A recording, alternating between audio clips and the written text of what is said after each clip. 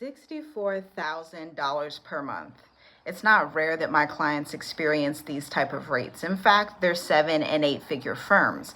But today I'm going to break down the exact AI tools, the core 8 AI tools that I've been using since 2022 to explode not only my business, but my clients' businesses as well. So let's get into it. You're going to want to get a pen, get a notebook, get your iPad, get whatever you need to get, because it's about to be lit on this video. So sit down, turn the video up, get comfortable, because this could really generate you your next $60,000 in revenue the way it has for me and my clients. Now, I should preference this by saying that I serve mostly clients in finance, business to business, tech, consulting, and healthcare. So these can be doctors, functional medicine providers, somebody that owns some type of group practice. This is something that they all have in common. Even in finance, if it's a tax relief firm, they own some type of practice that mostly signs clients online.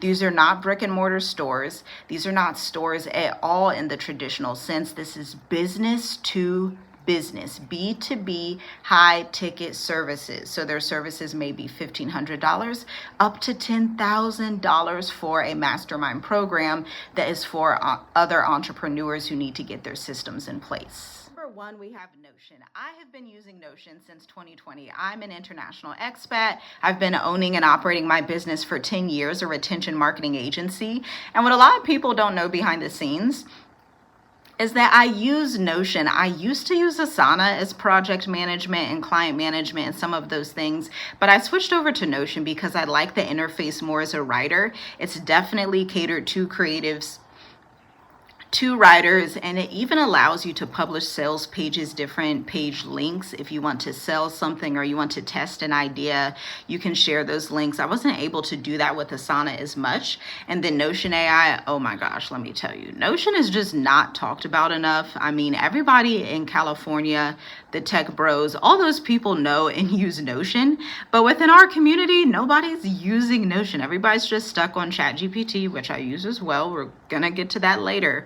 But Notion gives you the ability to use data analysis and agentic workflows. I'm actually doing a speech on this. I'll probably leave the link down below if you want to join the free summit that I'm doing with 50 other entrepreneurs across the world, where I am teaching how I get $100,000 out of my clients' email list. This is hidden money that they don't understand exists because they're not using a 30, 60, 90-day marketing analysis strategy. Now you can actually create a Notion bot, which is literally an agent, teach it how to do the marketing strategy, and then it sends me notifications. It will remind me when it's time to do my 30, 60 day, 90 check-in. So it can also manage the same thing for my clients, so I do not miss anything. This is the operations creativity hub that I use. It really is the heart and brain of everything that I do in business. It's where I collect a lot of my data, and it's pretty well encrypted. So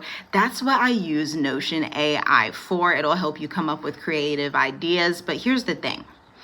Human judgment is necessary. So I do not come up with ideas and then just run with it. I come up with them. And as any chief editor and staff would do, you are supposed to meticulously edit and create new content from that so that you can produce the best piece of content necessary for yourself and your clients. Now let's move on over to everybody's favorite, ChatGPT. Now let me be honest with you. I have historically used Notion more than ChatGPT, but that actually changed a lot in about 2025-ish, maybe the end of 2024. I was still mostly using Notion, but then I started to learn more about GPT using GPT-4 and 5, and I was like, okay, it's decent at some things. I can use it for data analysis. So it's really that second auditing data analysis. Like, do I want to make sure that Notion's giving me the best of what I can access? Do I want to ensure that my sales data is proper? Do I want to use the deep research function? Because the deep research function really comes in handy if you are international, because it allows you to get done a whole report that would take you as a human like weeks and weeks and weeks. ChatGPT can do it in just a couple of minutes. Sometimes it It takes 11 to 16 minutes, depending on the project that I have it working on. But that deep research function in ChatGPT can replace months and weeks of work within 11 minutes. Now, for clients, this makes you look like, oh, you are legit. You are the stuff. You get stuff done quicker than anybody else, because in this market, you have to be the best. And then you also have to be quick at delivery. And then the delivery has to be up to a style of perfection as well. You can also make curriculum in GPT. I do this often for our children. There's just like a lot of things that you can do. But business wise, analyzing data, coming up with gap analysis, similar to Notion, but it's really that second leg that shows me what else I can do. Now, secondarily, I use GPT for graphics, okay? Graphics, those are one of the most amazing things that I think AI can do, because I'm a writer, I'm a strategist, I'm a data analyzer, but I am not a graphics girly, okay? I'm not about to sit up here in Canva. Sorry, not doing it. My limit on Canva is like, I will be on here for maybe an hour. And that is it. And it's not going to be every day, because I just do not enjoy that process. I'd rather be writing emails. So ChatGPT, I can take a picture of myself, upload it on there, and it'll give me a whole brand photo shoot. Now, I know it sounds super simple, but I have custom prompts that I'll use based on some of my marketing campaign themes for that week or for that month, okay?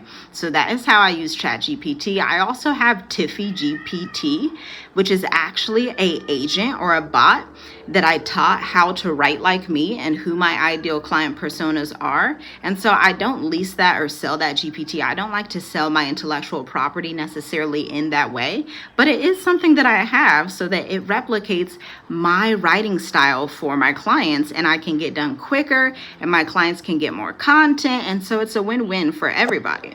Number 3, I use Gemini. But let me be honest, I don't use Gemini as much as I use Notion and ChatGPT. Those are like my 2 core ones. Gemini I only use for images, because Gemini used to have better images than ChatGPT, but then ChatGPT started updating, and so I could use more graphic design over there. But I still do use Gemini sometimes. But if I were to really break it down, I'm probably only using Gemini 10% of my time, 5% every week. That's about all. Even the writing quality from my perspective is a little bit lower than ChatGPT and Notion.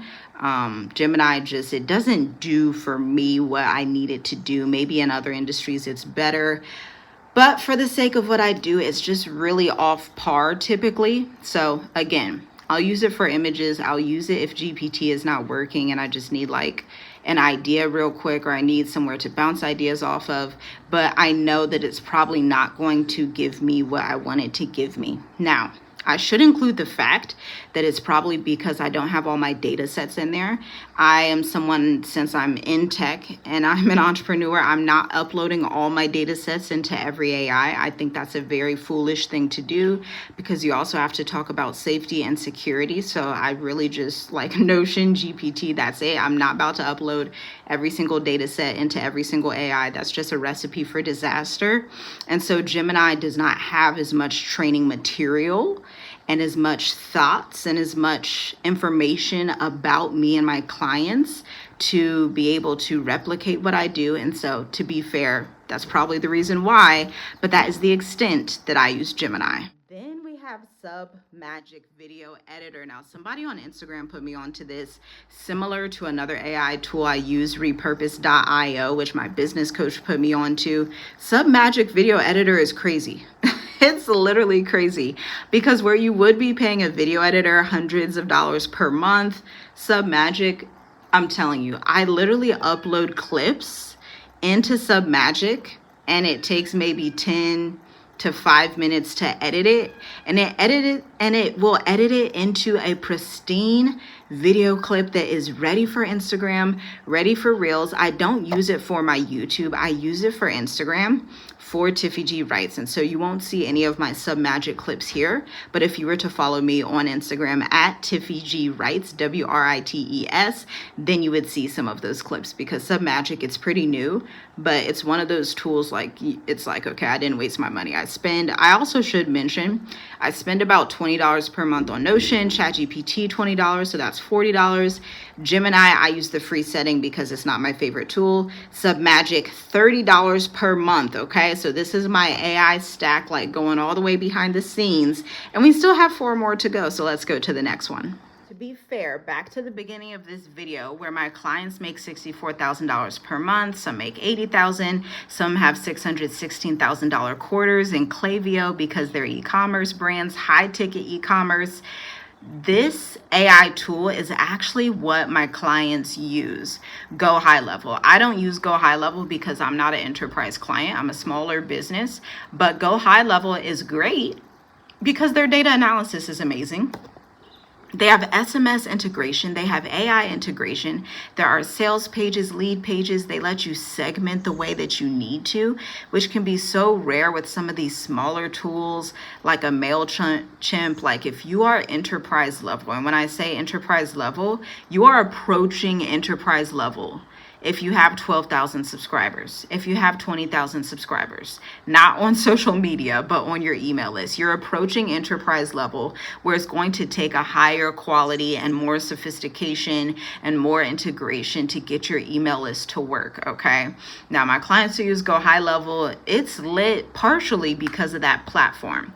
Now, Go HighLevel isn't perfect, but it is a good entry-level enterprise solution before you're able to get to the top dogs like Braze, like Klaviyo, like somebody else that's going to be a little bit more functional with data analysis and things of that nature, but it is better than like a MailChimp for sure.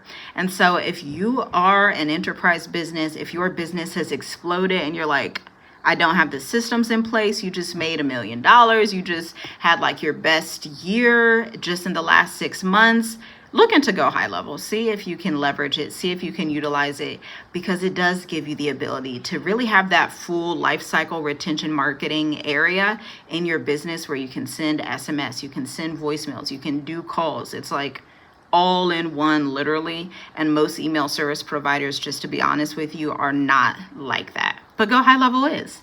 Now, let's talk about ConvertKit. If you're a smaller business, ConvertKit is the truth. ConvertKit is amazing. ConvertKit can be about $30 to $60 per month, give or take, right? So this is why you have to price your services correctly, take into account all the tech software that you're using to get the product out to a client. But ConvertKit is an email service provider that's one of my favorites. Now, I used to use MailChimp and I paid for that, but I like ConvertKit, number one, because they have recommendations, okay?